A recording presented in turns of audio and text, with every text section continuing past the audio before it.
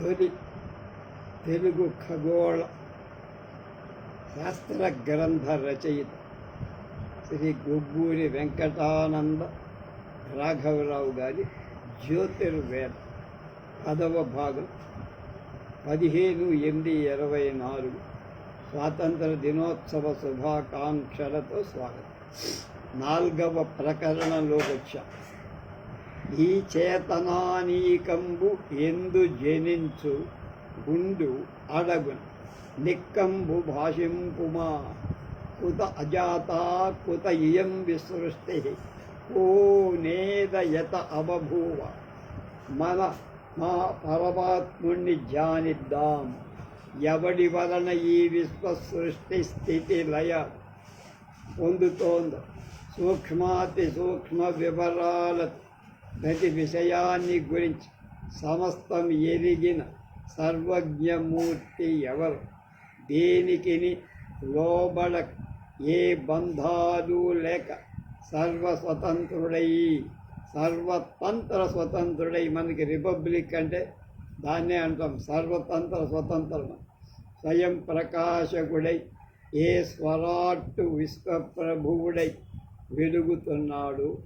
అర్ధ సమన్వయ వివేకం లేకుండా యథార్థం తెలియక ఎటువంటి సూర్యజనుడినైనా అంటే తెలివిగల పండితుడైన భ్రాంతి పక్క దారులకు ఈడ్చుకు వెళ్తాడు. వేదాలను ఎవడు బ్రహ్మాదులకు విషదం చేశాడు చెప్పాడు. పృథివీ, గాలి, ఆపస్తంసూతమైన ఆకాశం మొదలైన పంచభూతాలు సమ్మేళన చేత ఎవడు మొదట సృష్టికి ప్రారంభించాడు. ఎవడు సత్వ రజస్తమాలకు ఏమాత్రం లొంగకు ఆ గుణత్రయాన్ని వృష అంటే అవి ఒక మిథ్యగా చేస్తున్నాడు. ఏ మాయలకు అందక ఎలాంటి కుహకాలకు లోబడక ఏ దైవరాయడు వాటిని తిరస్కరించి దూరంగా నెట్టివేస్తున్నాడు.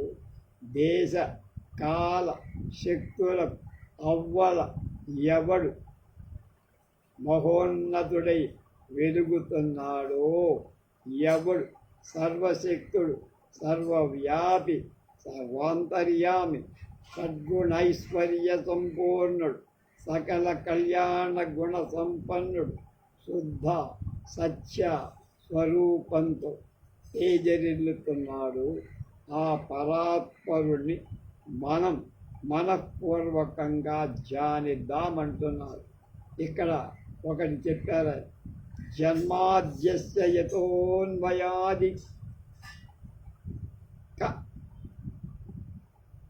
కతర ఛాందేష్వభిజ్ఞస్వరాట్ తేనే బ్రహ్మ హృదాయ ఆది కవయే ముహ్యంతి యత్సూరయ తేజోవారి మృదం యథా వినిమయో యత్ర త్రిసర్గో మృషా ధామ్నా స్వేన సదా నిరస్తకుహకం సత్యం పరం ధీమహి. ఇందాక చెప్పిందంతా ఈ శ్లోకంలో. అలాగే పోతన గారు ఏం చెప్పారు? ఎవ్వని జనించి జగము ఎవ్వని లోపల నుండి లీనమై ఎవ్వని యందుడు బిందు అంటే నశిస్తుంది. పరమేశ్వరుడవ్వ మూల కారణంబవ అనాది మధ్య లయుడవ్వ సర్వము తాన అయిన వాడెవ్వ వాని ఆత్మభవు ఈశ్వరునే శరణంబు వేదత. గజేంద్ర మోక్షంలో అందరు ఖగోళమంతా వేద ఋషులు అతి సూక్ష్మంగా పరిశీలి చూశారని ముందే చెప్పు. పరిశోధన మాత్రమేనా?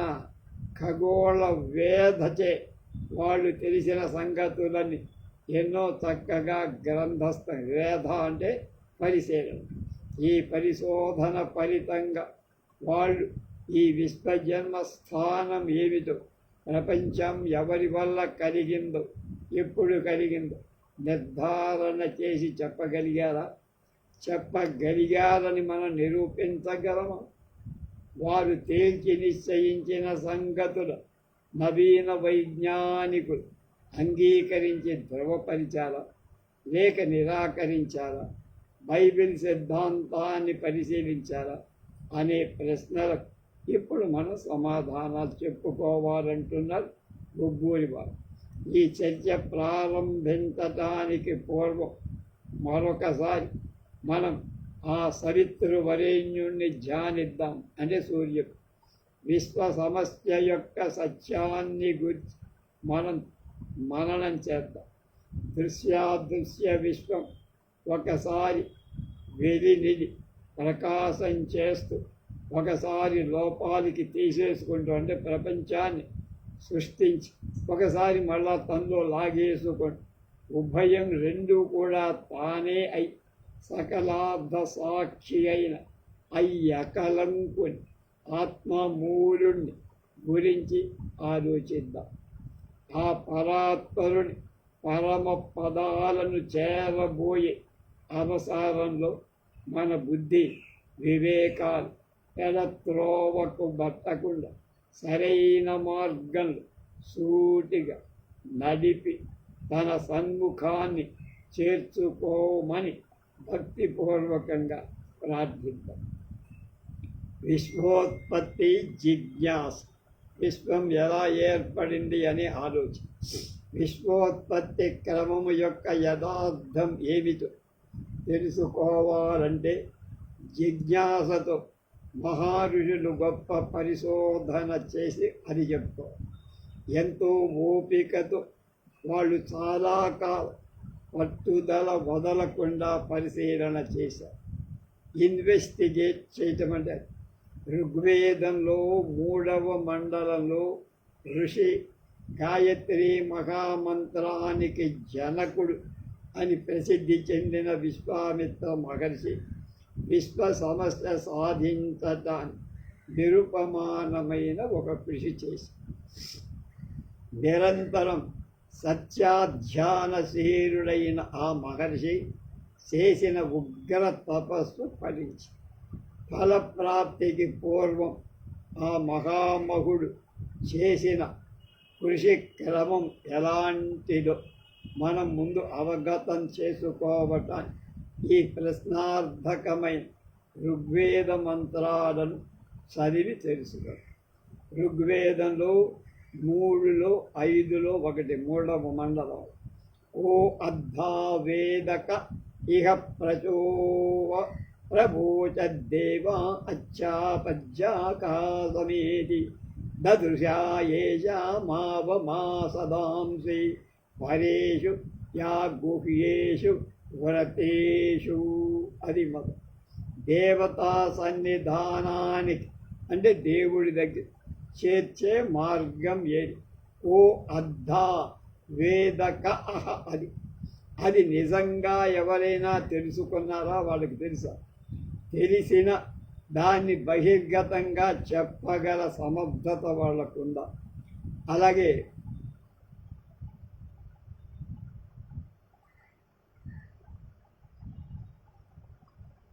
తెలిసినట్లు వాళ్ళు అనుకుంటున్నారు. లేకపోతే అసలు దేవతా నివాసం ఎక్కడనో దూరంగా రహస్యంగా ఉన్నాయి, అవి తెలియవు కదా, వాళ్ళు ఎలా తెలుసుకుంటారు అని అనుకుంటే ఇది ఋగ్వేదం 10వ మండలం 82లో 3వ సూక్తం లేక మంత్రం. యో నః పితా జనితాయో విధాత ధామాని వేద భువనాని విశ్వ యో దేవానాం నామధ ఏక ఏవ తం సంప్రశ్నం భువన యంచన్యా. మమ్మల్ని కన్నవో తండ్రి ఓ నః యో నః పితా జనితాది. మమ్మల్ని కన్నవో తండ్రి విశ్వాంలో గల అన్ని జాతుల ప్రాణి కోట్ల సమస్త వస్తు సముదాయాన్ని బాగా తెలిసిన ఎరిగిన విధాతవు అంటే సృష్టికర్తవు నువ్వు. బాగుంది. ఆయా దేవతలకు ఆ పేర్లు పెట్టి ఏలేటువంటి అంటే దాన్ని పరిపాలించే విశ్వప్రభుడవు నువ్వే కదా. ఇతరులెవ్వరు ఏమీ తెలియకోరిన ఆ విశ్వనాథుణ్ణి ఆశ్రయించాలి కదా. ఎవరు ఏం తెలుసుకోవాలన్నా విశ్వానికి నాథుడెవడో ఆయన్నే ఆశ్రయించాలి కదా. అది దాని రెండవది. ఋగ్వేదం 10వ మండలంలో 129లో 60. ఓ అద్धा వేదక క ఇహ ప్రభూజత్ కుత అజాత కుత ఇయం విసృష్టి అధ్వాగేవ అన్య విసజ్జేన ధా ఓ వేదయత అబభూవా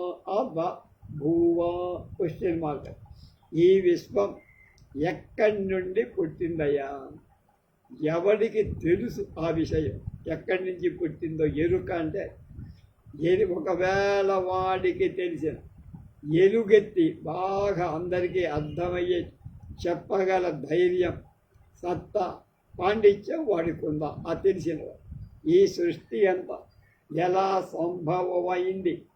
దేవతలు ఈ సృష్టికి తర్వాత వాడు ఈ చేతనంతో ఉన్నటువంటి దీనిలో ఎందు జన్మించారు వాళ్ళు చెప్పలేకపోతున్నారు.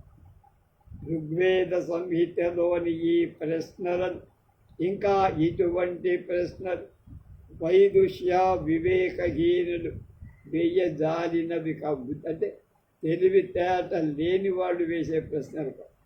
స్వామి అభేదానందులు చెప్పించినట్లుగా ప్రపంచంలో ఇతర జాతుల మనుష్యులు అజ్ఞాన అవస్థలో ఉన్నప్పుడు వాళ్ళ అక్షర జ్ఞానమైన లేని ప్రాచీన కాలంలోనే వేద ఋషులు విశ్వం ఎలా ఏర్పడిందన్న విజ్ఞానం కలవాళ్ళయ్యారు.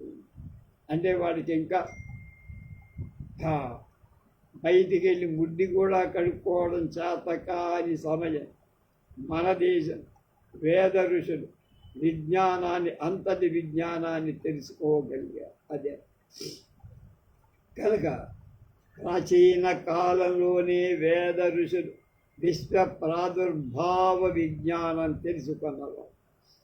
ఇటీవల ఆనాడు విద్యాశాలలు, కళాశాల ఇవాళ ఉన్నట్టు అప్పుడు విద్యాశాలలు, స్కూళ్ళు, కాలేజీలు, యూనివర్సిటీలు, యంత్రాలు ఏమీ లేవు.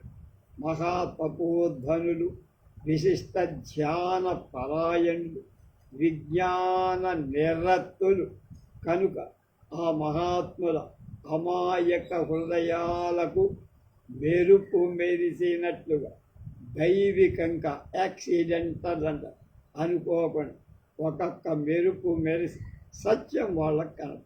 అసలైన యథార్థం ఏమిటో కాదు. ఇక పరిశోధన ఫలి ఆ మహనీయులు అనేక ప్రయాసలు పడి చిరకాలం చేసిన తపస్సు తుదకు ఫలించిందన్నాం కదా. మరి ఎలా ఫలించిందయ్యా?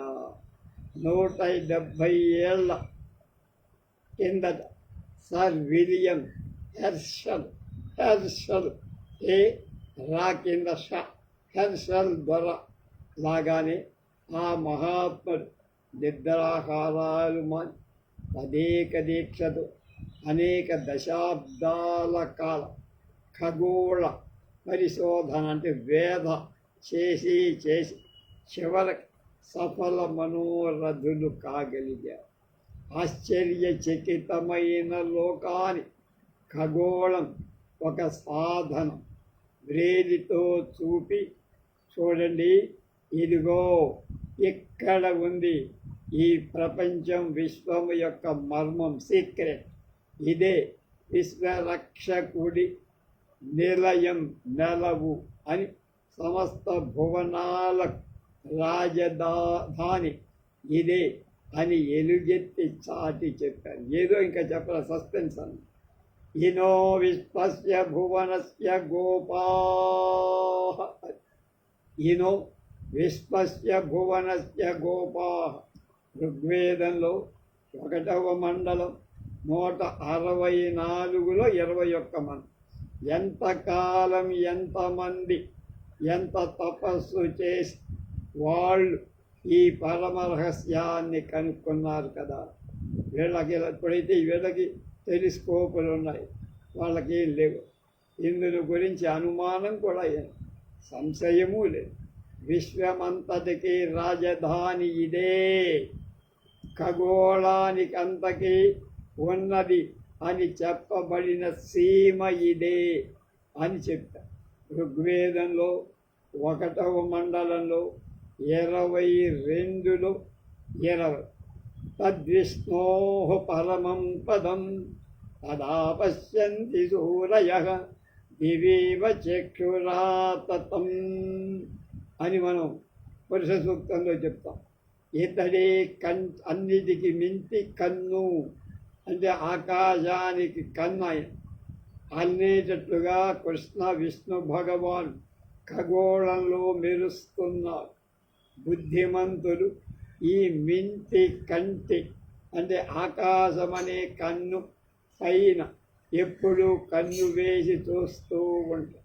అదే విష్ణుదేవుడి పరమ పదం, ఆయన ఉండే నివాసం.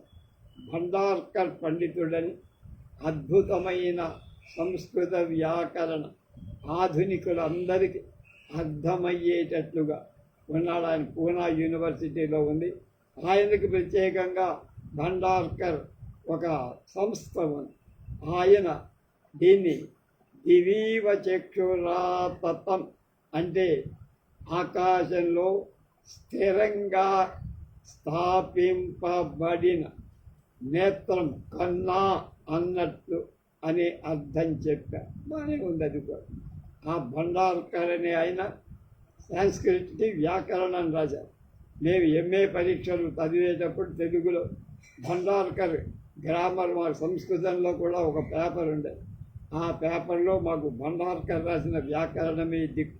అక్కడి నుంచి తెప్పించి అది చదువుకొని దాన్ని అర్థం చేసుకొని పరీక్ష రాసి. సర్వేంద్రియాణం నయనం ప్రధానం, శరీర అవయవాలలో కన్ను ముఖ్యమే. అలాగే విష్ణు భగవానుడి పరమ పదం ఖగోళాన్ని నేత్రమై కన్నైపోయి ముఖ్య స్థానమై ఒప్పుతోంది కనుక విష్ణు భగవానుడి పరమ పదం ఖగోళాన్ని, ఆయన ఉండే చోటు ఆ అంతరిక్షానికి ఖగోళానికి ఒక కన్నుల ముఖ్యమైన స్థానంగా, మనకి కన్ను ఎంత ముఖ్యమో ఆ విశ్వానికి ఆ కన్ను అంత ముఖ్యం. అది లెక్కలకు అతీతమైన జ్యోతిర్గోళాలతో వెలుగొందుతూ నభోరంగమంతటిలో ఈ పరమ పదసీమకు గల ప్రాముఖ్యాన్ని ఇతర ప్రాంతాలకు దేనికి లేదని గట్టిగా చెప్పారు. దాన్నే నొక్కి వక్కానించడం. విష్ణువుని గురించి ఋగ్వేదంలో ఏం చెప్పారు? ఇతర దేవతలను సంబోధించి రచించిన సూక్త సంఖ్య కంటే ఋగ్వేదంలో విష్ణు దేవతాత్మకాలైన సూక్తాల సంఖ్య చాలా కొద్దిగానే ఉన్నాయి. అయినా సంఖ్యతో పని లేదు, చెప్పిన విషయం గొప్పది. సంఖ్యకు స్వల్పమైన విష్ణుదేవతా సూక్తాలు విశేష ప్రతిభావం, గొప్ప మహత్తుతో కూడుకొని ఉన్నాయి. విశ్వరక్షకుడు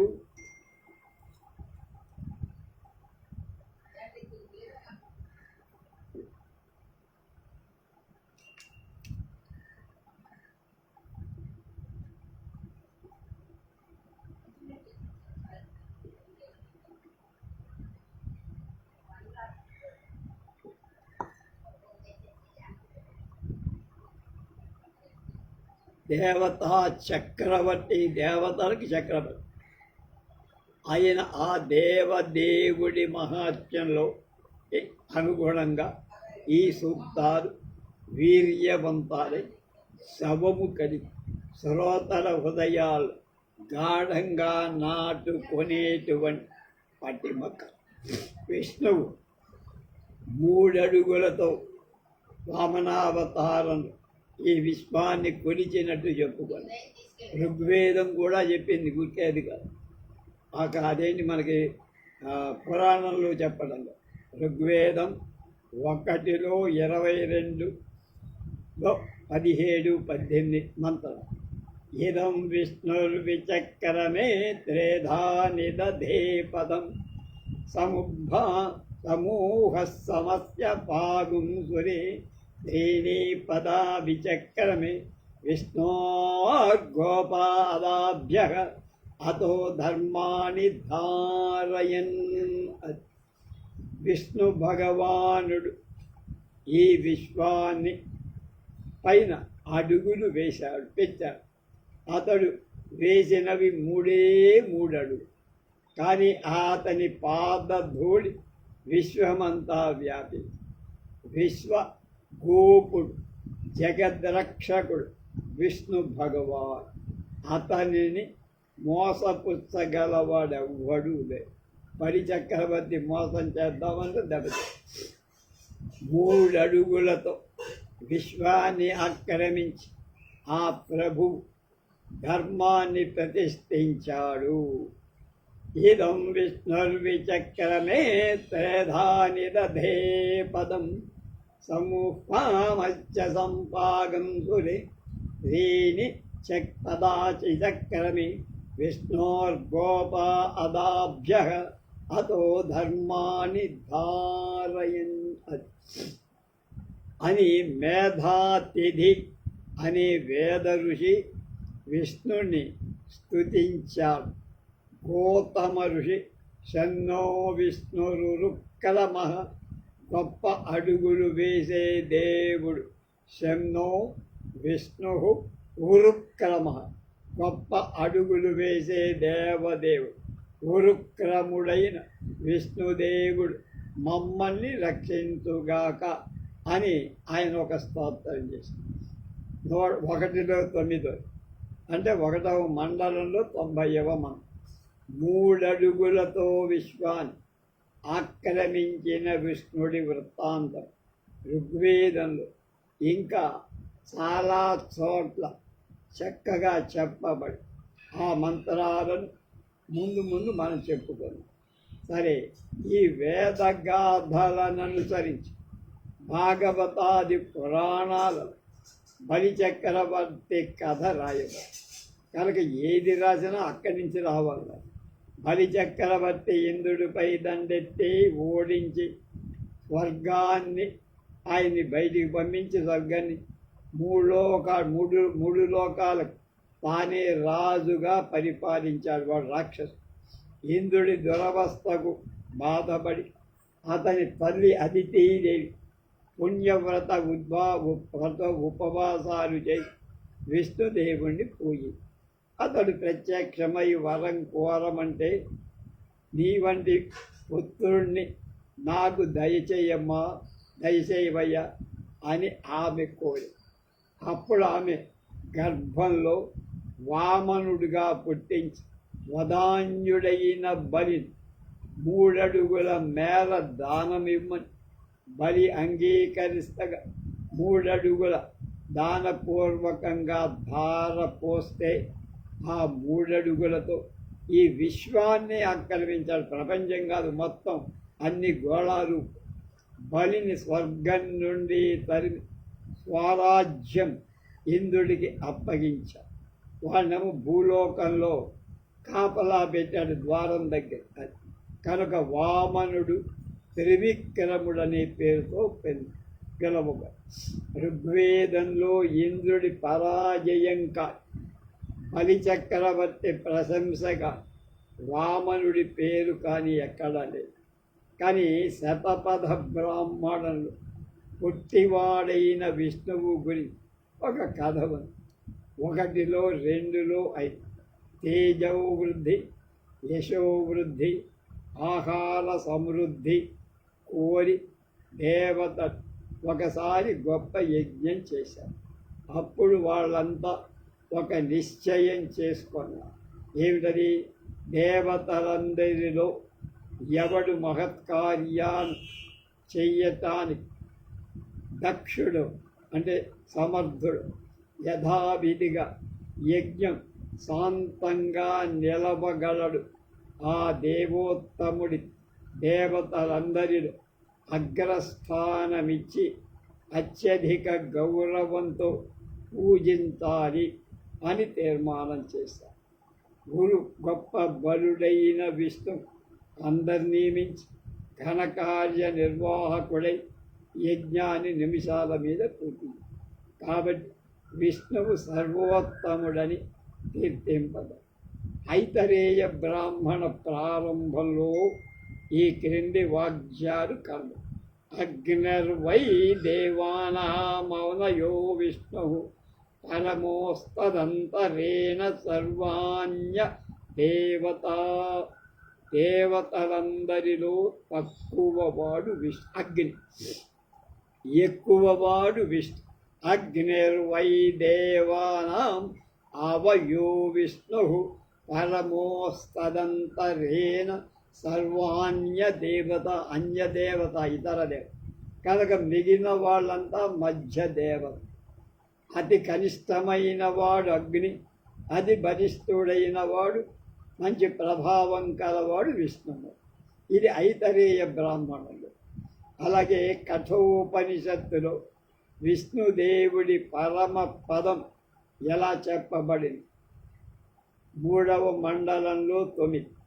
విజ్ఞాన సారథిర్యస్తు మనః ప్రగ్రహవాన్నరః సోధ్వనః పదమాప్నోతి తద్విష్ణోః పరమ పదం. మానవుడి జీవయాత్ర ఒక పుణ్యతీర్థయాత్రతో అక్కడ పోలిక చెప్పారు. ఈ యాత్ర యొక్క గమ్యస్థానం అంటే గోల్, చేరేటువంటి తోలు అది విష్ణు పదం. కనుక మానవుడు ఎక్కడికి వెళ్ళాలి? విష్ణు పదానికి చేరాలి. పరమ సుఖం అక్కడ బ్రహ్మానందం ఉంటుంది. ఈ మహోన్నత పద ప్రాప్తి అది శాశ్వతం, అంతేగాని కాసేపు ఉండిపో. అందుచేత దేవుడు అక్కడ ధన్యుడు. ఆ పరమ ప్రాప్తి ఎవడికి వస్తుంది? ఎంత చేస్తే కష్టపడితే వస్తుంది. అది దేహరథస్థుడైన ఏ నరుడికి, అంటే దేహమనే రథంలో కూర్చునేటువంటి ఏ నరుడికి విజ్ఞానం అనేది సారథిగా తోలేవాడుగా ఉంటాడు. మనో నిగ్రహం ఆ గుర్రాన్ని నడిపే పగ్గం అవుతాడు. నిశ్చల చిత్తంతో సూటిగా ఎవడు యాత్రను సాగిస్తాడు అంత చివర్లో శ్రీ విష్ణుని పరమ పద ప్రాప్తి పొందుతాడు. కనుక వివాహ విధిలో సప్తపది 7 అడుగు నడవటం ఉందిగా అగ్నిహోత్రులతో. కనుక అది ఒక తంతు చేస్తారు. అప్పుడు వరుడు కొత్తగా పెళ్ళయిన వధువు యొక్క చెయ్యి పట్టుకొని కొంగులు ముడి కూడా వేస్తారు. ఈ మంత్రాన్ని చెబుతూ 7 అడుగులు వేయిస్తూ ఆచారం ఇప్పటికీ. అడుగులు వేయేటప్పుడు దంపతులు విష్ణువుని స్మరిస్తూ అడుగులు లెక్కలు వేస్తూ కదులుతుంటారు. అది ఆ మంత్రం ఇది. ఏకమిషే విష్ణుస్త్వాన్వేతు రే పూజ్యే విష్ణుస్త్వాన్వేతు త్రీణి పదాయ విష్ణుస్త్వాన్వేతు చత్వారి మాయో విష్ణుస్త్వాన్వేతు పంచవసుభ్యో విష్ణుస్త్వాన్వేతు షడ్ఋతుభ్యో విష్ణుస్త్వాన్వేతు సప్తభ్యో గోత్రుభ్యో విష్ణుస్త్వాన్వేతు. అది మంత్రం. అందువల్ల ఏం తెలుస్తోంది? భారతీయుల కర్మకాండలో కానీ వేద పురాణ వాంగ్మయ రచనలలో ఎవరైనా ఏ సందర్భంలోనూ అడుగులు వేశారని చెప్పాల్సిన చోట విష్ణు భగవానుడి 3 అడుగులు తప్పనిసరిగా జ్ఞాపకం తెచ్చుకోవాలి. ఇక్కడ 3 అడుగుల మొదటే కానీ విష్ణుని ఘనత, ఆ దేవుడి పరమపద నిర్ణయాన్ని గురించి గుర్తులను మహర్షి దీర్ఘతముడు మొదటి మండలంలో 150వ 54వ సూక్తంలో చెప్పారు. మంత్రాలలో వివరించారు. ఆ మంత్రాలను పఠించి అర్థం చేసుకోవడం మనకు అత్యంత అవసరం కనుక వాటిని చదువుదాం. ఋగ్వేదం 1లో 154లో విష్ణోర్యుకం వీర్యాని ప్రవోజం యః పార్థివాని మిమమే రజాంసి యో అస్కభాయ ఉత్తరం తదస్థం విచక్రమాణస్త్రేధో ఋగాయః. అదొకటి. 2 ప్రతిద్విష్ణు స్థవతో వీర్యేణ మృగేణ భీమా కుచరోగిరిస్తా యస్యోరుషు త్రిషు విక్రమణే వృధిష్ఠరంది స్వధిక్షకంది భువనాని విశ్వ. 3 ప్రవిష్ణవే సుషమేతు మన్మగిరి క్షిత గురుగాయాయ వృష్ణేయ ఇదం దీర్ఘం ప్రయతం తదస్తమేకో భీమమే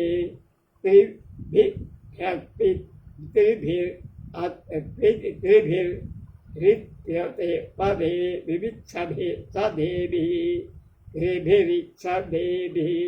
4 అన్యత్రా పూర్ణమధునా పదాన్యఖ్యేయమాణాః వధయా మదంతి య ఉత్త్రిధాతు పృథివీం ఉదద్యామేకో దాధార భువనాని విశ్వ.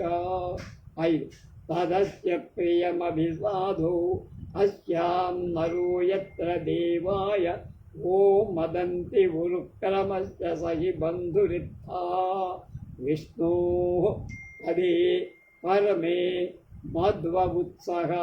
6 తావాం వాస్తున్యుస్మగమసి గమధ్యే యత్ర గావో భూరిర్భృంగా అయాసః అత్రాయ తదుర్గాయస్య కృష్ణః పరమం పదం అవభాతి భూరి. పైన వ్రాసిన మంత్రాలు అన్నీ విష్ణుదేవకా మంత్రాలు. వాటి తాత్పర్యం చెప్తున్నానంటున్నారు గుబ్బూరి. విష్ణు మొదటిది. విష్ణు భగవానుడు చేసే మహత్కార్యాలలో ఇక్కడ నేను చాటి చెప్తా. విశాలమైన ఈ భూమండలమంతా అతడు 1 అడుగులో కుంచేశాడు. పెద్దవి 3 అడుగులు మాత్రమే వేసి విశ్వమంతా అతడు ఆక్రమించి ఉత్తర దిక్కున దేవసభలో మహోన్నత మూర్తిగా ప్రకాశిస్తున్నాడు. 2 మహాపర్వతం మీద భయంకరంగా తన ఇష్టం వచ్చినట్టు సంచారం చేస్తూ భయంకర మృగము అన్నట్టుగా అద్భుత పరాక్రమంతో ఎవడు విజృంభిస్తాడు. విస్తరించిన ఎవడి అడుగుల మధ్య సమస్త భువన స్థలాలైన ప్రాణికోట్లు ఉంటాయో ఆ త్రివిక్రమ దేవుని బలవీర్యాన్ని కీర్తిస్తారు. 3 అంగలు వేసుకుంటూ పోయే అద్భుత గిరిచరుడైన అంటే అరణ్యాలు తిరిగేదే అంటే కొండల మీద దేవ వృషభుడు ఎద్దు విష్ణుమూర్తి.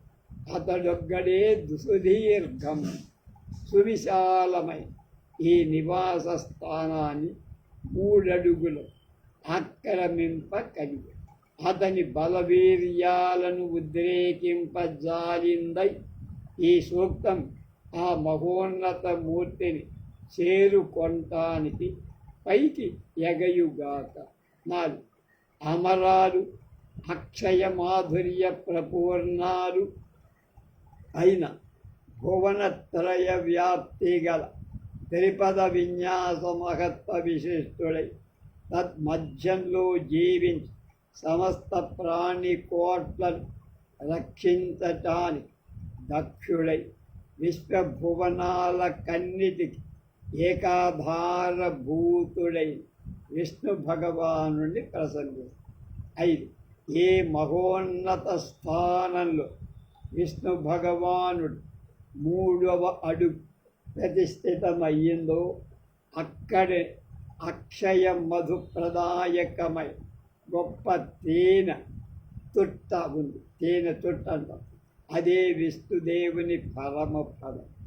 పుణ్యశీలురైన భగవద్భక్తులు ఈ పరమపద ప్రాప్తుల నిరతిశయ సౌఖ్యానందం పొందుతారు. ఆ పుణ్యపదమే నాకు కూడా ప్రాప్తించుట.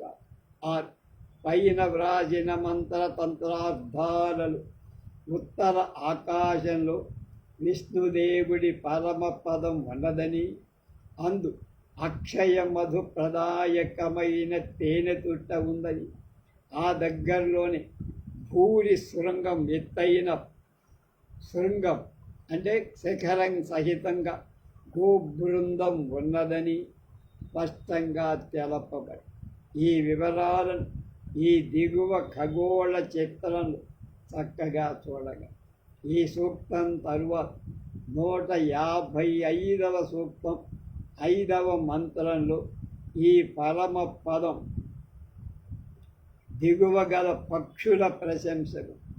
ఆ మంత్రం కూడా పరిశీలించి ఆ తరువాత ఇక్కడ ఖగోళ చిత్రపటాన్ని మనం సరిగ్గా అర్థం చేసుకోగా ఋగ్వేదంలో 1వ మండలం 155వ సూక్తంలో 5వ మంత్రం. ద్వే ఇదశ్చక్రమణే స్వదృశోభిఖ్యాయ మత్స్యో భురణ్యతి తృతీయమస్య కిరాదర్శతి వయశ్చన పతయంతః పతత్రిణః విష్ణుదేవా. Question mark. 2 అడుగులలో నువ్వు ఆక్రమించిందంతా చూడగానే మనుష్య మాతృడెవడైనా దిగ్భ్రాంతి చెందిపోవాల్సింది. ఇక నీ 3వ అడుగుందే అది దురవగాహనం. అసలు ఆలోచించలే, తెలుసుకోలే. దాన్ని సమీపించటం ఎవరి తరం? అది మనుషులకే కాదు, మంచి రెక్కలతో మంచి బలం కలిగి ఆకాశంలో ఎగిరే పక్షులకు కూడా 3వదైన నీ పరమ పతత్రి కులానికి అతీతంగా అంటే పక్షులకు కూడా అందకుండా ఉన్నది. ఈ మంత్రంలో పతత్రిణములంటే ఈ భూమిపై ఎగిరే కాకులు, కొంగలు మొదలైనవి అనుకుంటాం మనము. కావుటలు ఖగోళ వేధ చేస్తున్న ఈ మంత్ర దృష్టిలో ఉత్తర ఆకాశంలో ఉన్న విష్ణు పదం కింద నక్షత్ర రూపంలో ఉన్న గరుడు, హంస అనే సమన్వయించుకోవాలి. కనుక అప్పుడు ఈ మంత్రార్థం మనకు అర్థమవుతుంది. పాశ్చాత్య ఖగోళ చిత్రంలో గరుడు ఎక్విరా అని, హంస సిగ్నస్ అని చెప్పాను నిన్న. ఇందు మొదటిది విష్ణుదేవుడి వాహనం గరుడు, 2వది హంస బ్రహ్మ వాహనం మనకు తెలుసు. కనుక ఇక్కడ చిత్రపటంలో మీది భాగంలో ఒక పాము యొక్క శిరస్సు తలక్రిందులుగా ఉంది. ఆ శిరస్సుపై పాదం ఉంచి పెద్ద అంగవేస్తూ తలక్రిందుగా నిలిచి ఏదో కష్టకార్యం నిర్వర్తిస్తున్న ఒక వ్యక్తి రూపం ఉంది. ఈ దిగువ ఒక పాముతో పెనగుతున్నటువంటి సర్పధారి యొక్క రూపం, ఇంకా కింద వృశ్చిక రూపం కనపడుతుంది. ఇది వృశ్చిక రాశి.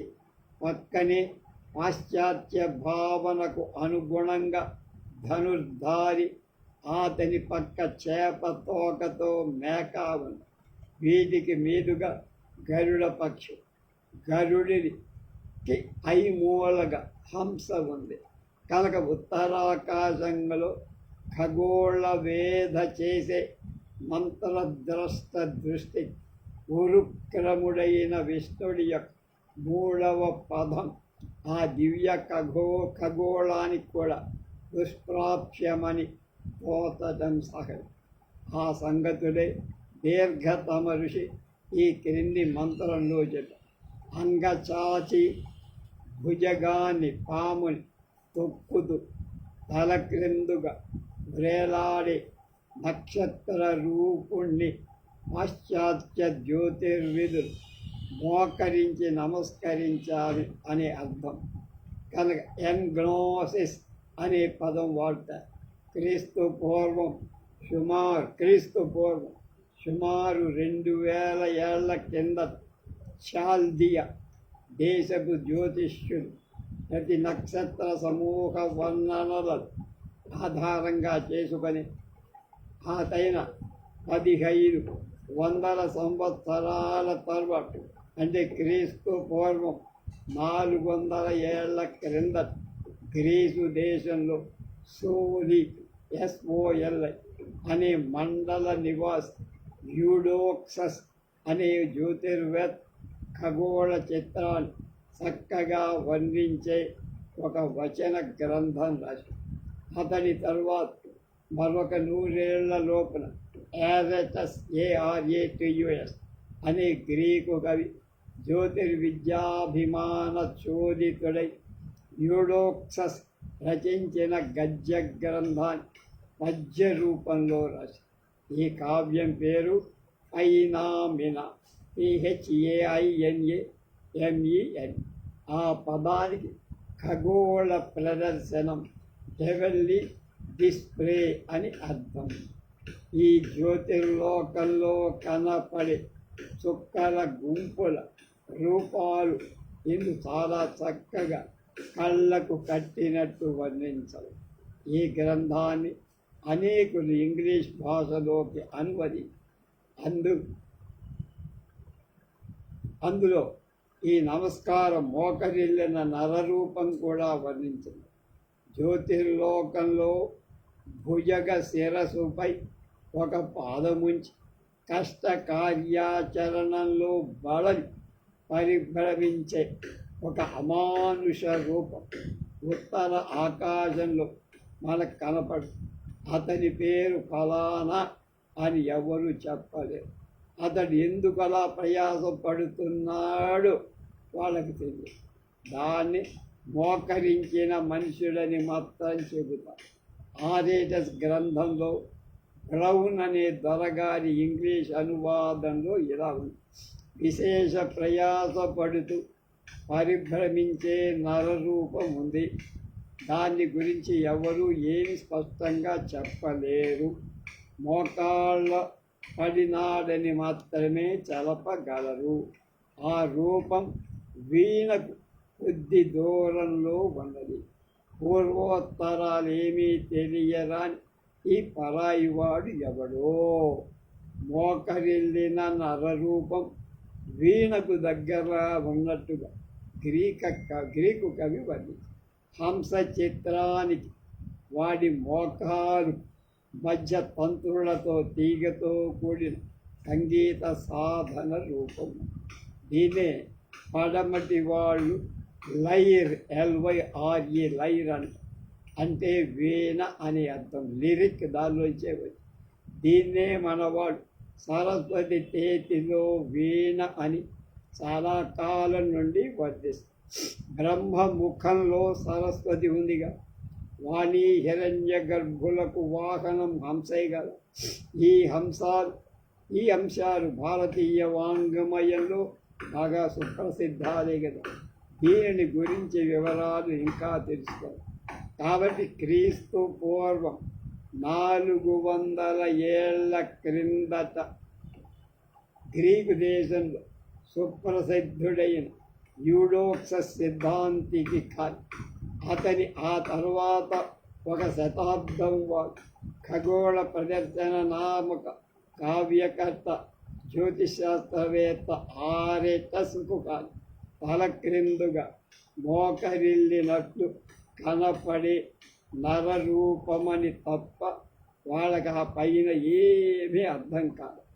కనుక అంతకు పూర్వం 2000 ఏళ్ల క్రింద చాల్డియన్ వ్రాతలను కూడా అలాగే అనువదించటంతో ఈ గ్రీకులు స్వయంగా తెలిసింది ఏమీ లేదు. వాళ్ళకి తెలియంది వీళ్ళకి తెలియదు. అదేదో పరాయి వాడి రూపం. వాడి పూర్వోత్తరాలు ఏమిటి ఆ దేశంలో ఎవరికి తెలియదు.